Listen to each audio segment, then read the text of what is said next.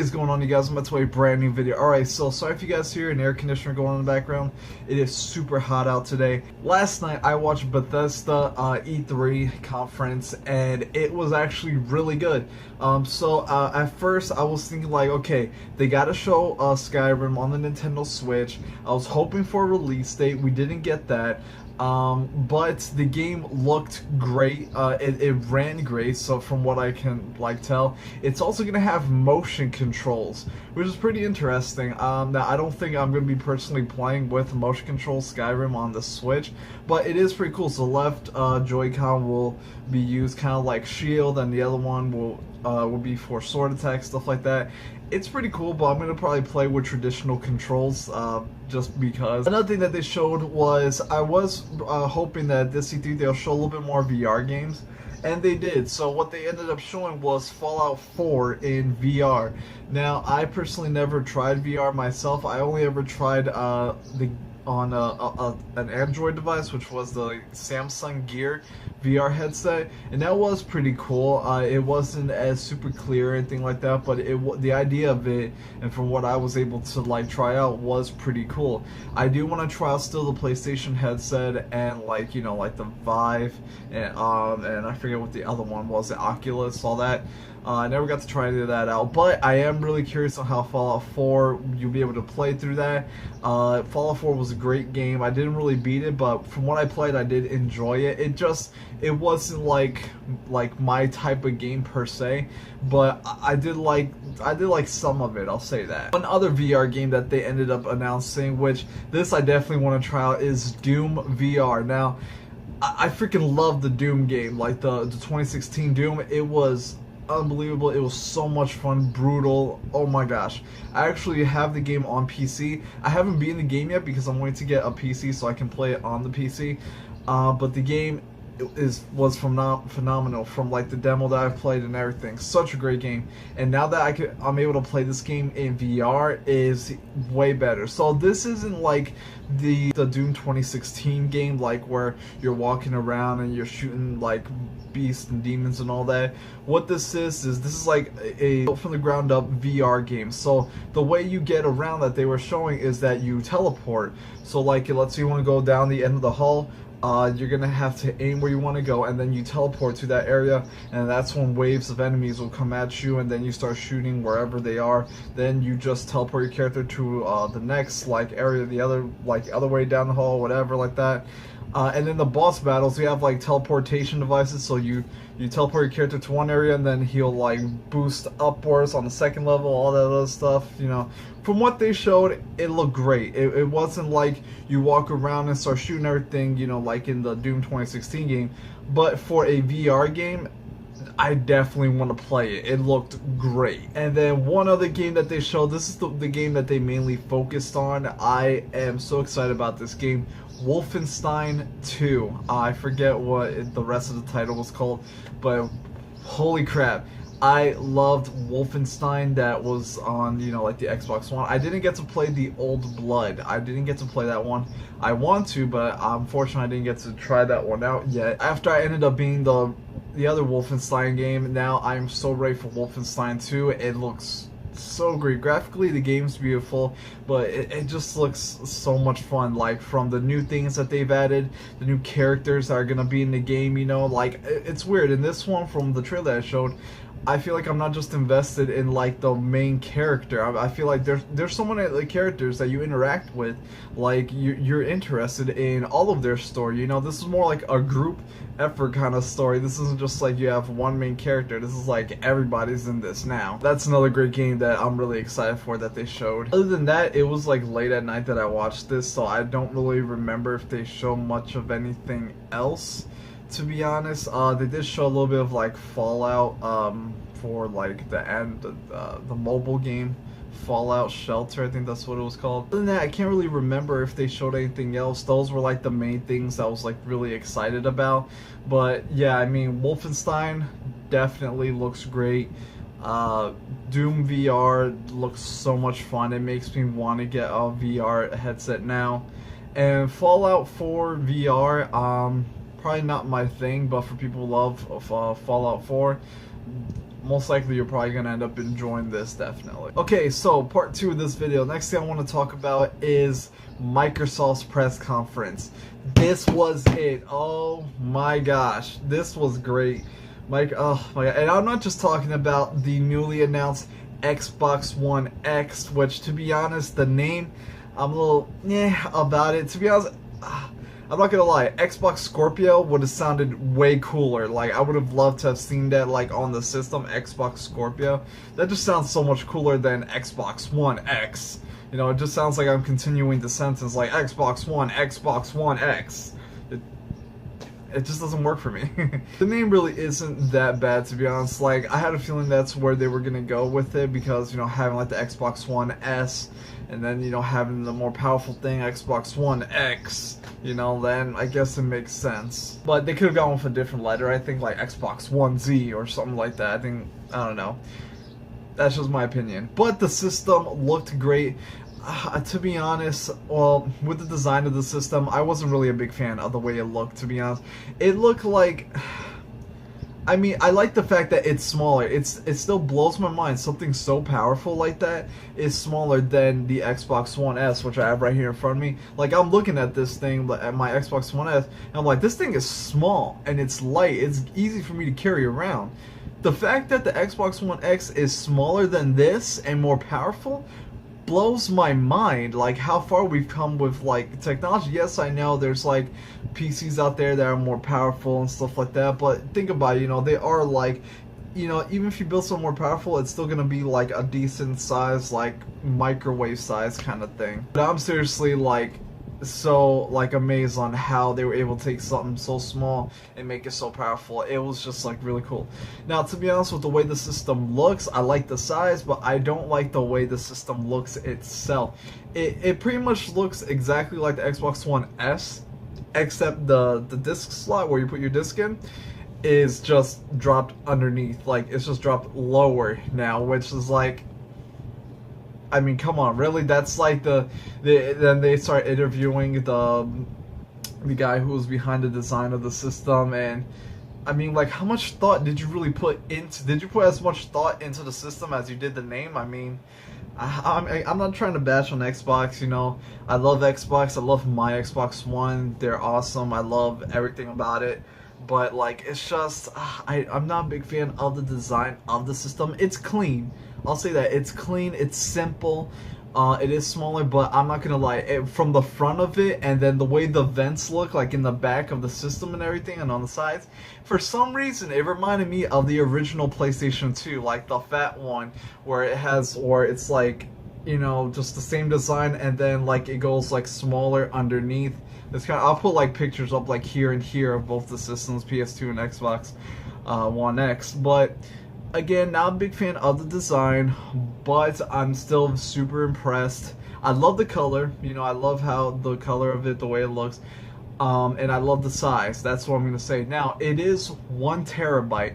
Now, I'm not going to go into the specs or anything like that, but I will say this thing is powerful. It is the most powerful console out of all the consoles that have released in forever. But it does come with only 1 terabyte hard drive, which is great. You know, it's double, but I mean, like, I'm not gonna lie, I have an Xbox One S right now, and I've already gone through a whole terabyte on my hard drive. I have like 900 gigs left, but that's proof that you need at least 2 terabytes in your system. Now, they did say that you can add an external hard drive to it. Like Major Nelson, he has like an extra 8 terabyte hard drive attached to his, so I may invest in something like that when I get my Xbox One X. I'm definitely getting it. The price is $499, it's $500.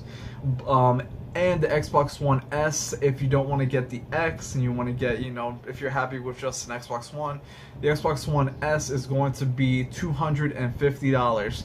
Great price. That is a great price. If you don't really need something, you know, like as powerful, or if you don't have a 4K TV or nothing like that, Xbox One, you know, S or the original, the big one, you're good to go. Still can play a bunch of games. They look great, they play great. You're still good to go. And for $250, that is a great price right there. And it amazes me that an Xbox One S right now is cheaper than a Nintendo Switch. That's just like, you got something more powerful, more games, for like $50 cheaper. I mean, I do love my Nintendo Switch, but like, this should be like Nintendo should see it to be like, oh, we need to cut the price on this thing right now. Like, seriously, make the Switch $200 right now if you want to compete, right? You know? So another thing that they ended up announcing was that there's about like 30 games that are going to have Xbox One X updates, so you can play them in 4K, most likely with like better visuals and stuff like that. And even if you don't have a 4K TV, the games are going to look better on a 1080p display. You're gonna have super sampling, you know, the details, graphics are gonna look a lot nicer at 60 frames and all that good stuff. Now, there isn't going to be no dedicated Xbox One X games. It's just like they said that they want to keep the Xbox like a family. So whatever games you have like on your Xbox One S, whether it's digital or you have like a box copy or something like that, whatever it is, as long as it says Xbox One, you're gonna be able to play it on both your S and your X.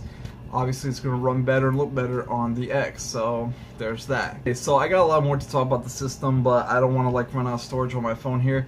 So what I want to talk about are the games that they showed. Oh my gosh, I got a list right here of at least the games that I'm really interested in. So one of the first game that they showed was Assassin's Creed Origins. Now, visually, every game that they showed at their conference was running in 4K. And I actually got to like view the conference in 4K because of the Mixer app on the Xbox One, and it looked great.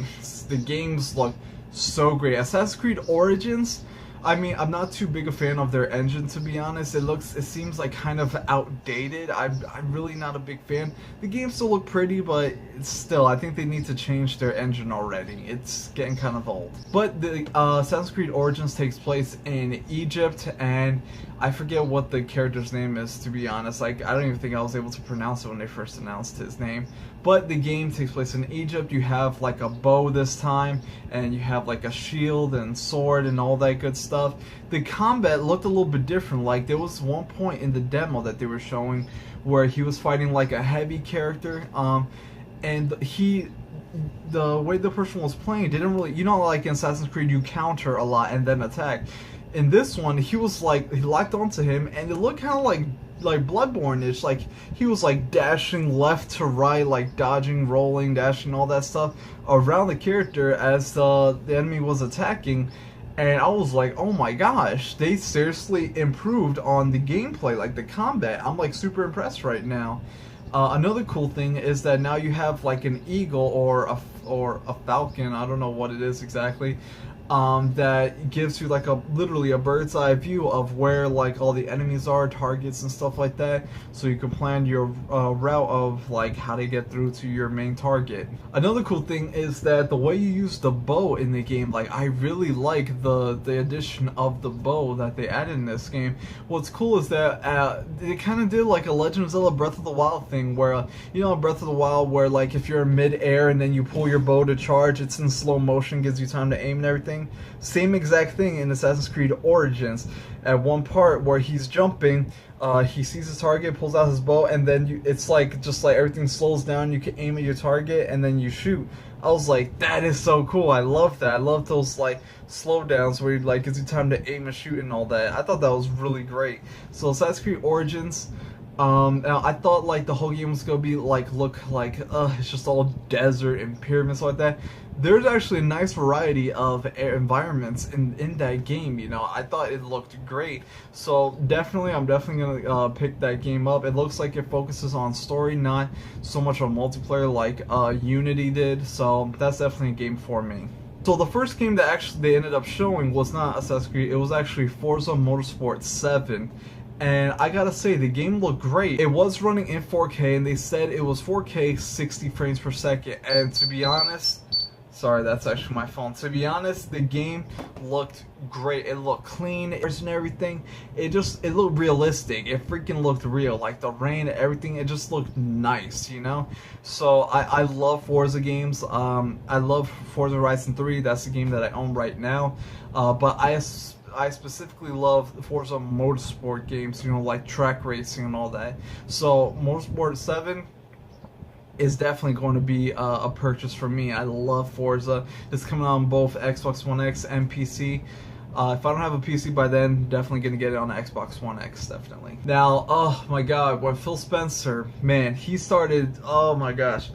When he said, oh, here's a couple games I ended up playing while I was in Japan, I was like, this is it right here. Oh my gosh, please show me something amazing right now. And he did. The games that they showed, I didn't even think were even coming to America at all. Okay, so first game that was shown was a fighting game called Dragon Ball Fighter Z. Oh my god, it looked beautiful. It looked like Xenoverse, but better. You know, like I'm talking about graphics right now. The art design was just so clean and nice, and it just looks like the anime, but then the characters are like 3D-ish, and it was just like it was a 2D fighting game, but the characters were like 3D models, you know, and it was traditional fighting game like the old Dragon Ball Z games that like from back then, where it's just like you pick your characters and they both have health bars and you just go at it. It looked so great. I want that game so badly. Xenoverse was cool and all, but when it comes to a Dragon Ball Z game with just like traditional fighting, oh my gosh, I gotta buy this game. That is a game that I am going to reserve and buy it day one. That is oh my god, that game looked great. Another game that they ended up showing. Now this game, when I had my PC, me and a friend of mine, we were both so excited for this game. We thought it was gonna be free, but it came out already on PC. It's been out for a while, but you gotta pay for it. It's like $20 for the game for the starter pack, and I forget how much more for like the extra stuff.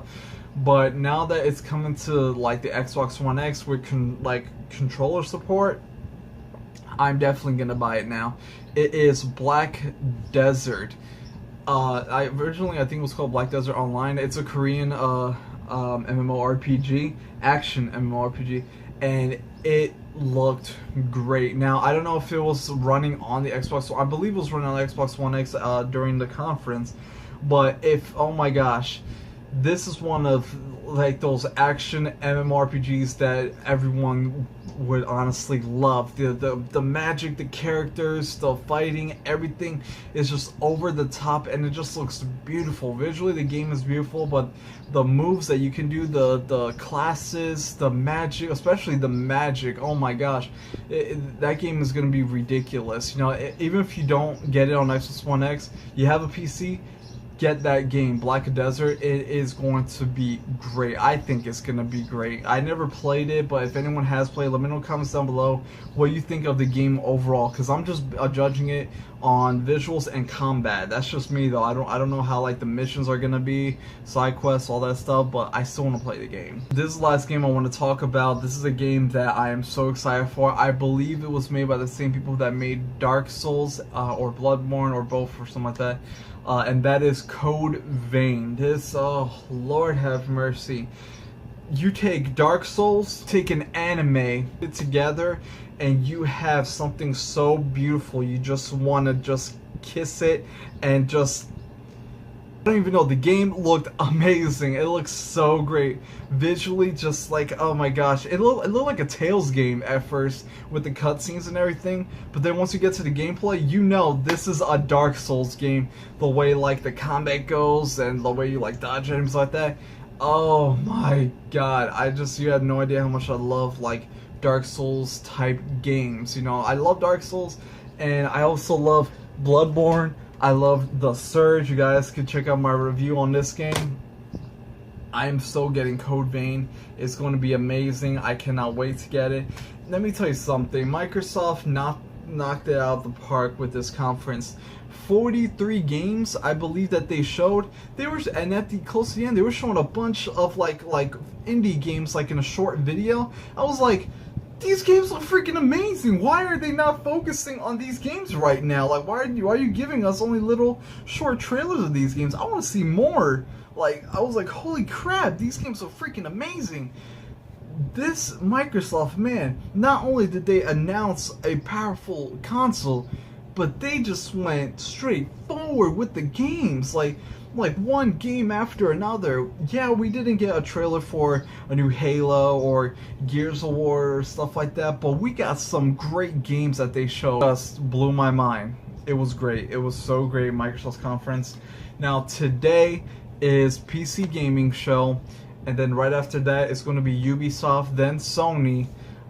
So I'm really excited about those. I'm probably gonna end up watching them on my phone later on because I'm not gonna be here to watch it on my TV. I'm just like so excited. I hope we'll see how Sony does. You know, we'll see if they can compete with Microsoft's conference, because Microsoft had the system and they had the games to back up their conference. So Sony is gonna have to.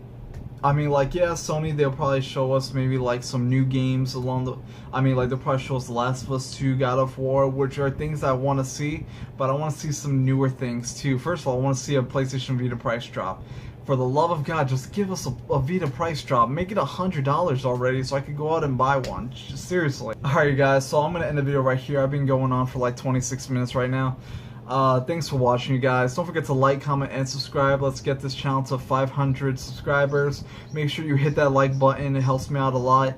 And what a great week so far. Oh my god, or weekend I should say. E3 2017 is so far going off to a great start. I'm just hoping there's more cringy moments at E3. That's always the best. It's always the best.